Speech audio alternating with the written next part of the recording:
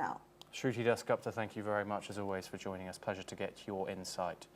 We now move over to a related development in the Indo-Pacific, where Australia will recognise a Palestinian state at the United Nations General Assembly next month. Prime Minister Anthony Albanese has confirmed the move, he said, is based on the commitments from the Palestinian Authority to demilitarise and hold elections. Australia will work with the international community to make this right a reality. The announcement comes as France, Canada and the United Kingdom have also pledged to recognise a Palestinian state amid growing condemnation of Israel's military campaign in Gaza.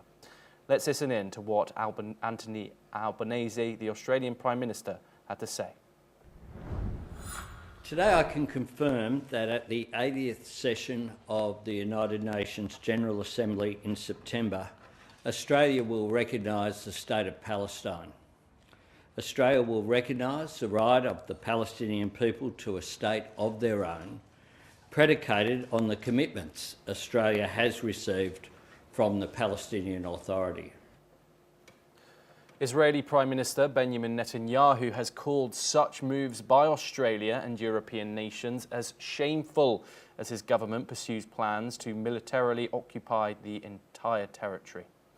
We're now joined by Selina Ryan. She's a political analyst and she joins us live from Tel Aviv.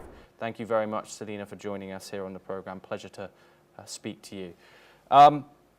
What are your thoughts on this growing pressure from international governments to recognise a Palestinian state? And what effects do you think it will have on the people of Palestine and the ongoing war and also pressure on Israel, of course? I think, first of all, there is no Palestine, so I don't see any point to talk about such a statement. One doesn't exist. I don't think a recognition like this will bring anything into effect. There's countries that have recognized such a state of Palestine 50 years ago. Nothing has changed, nothing has made a difference. I think that all these countries, everything they're doing right now is literally rewarding Hamas terrorism. They came out and they said that these are the effects of October the 7th. Look, now consider recognizing the state of Palestine as an effect of October the 7th. So basically they're rewarding massacres.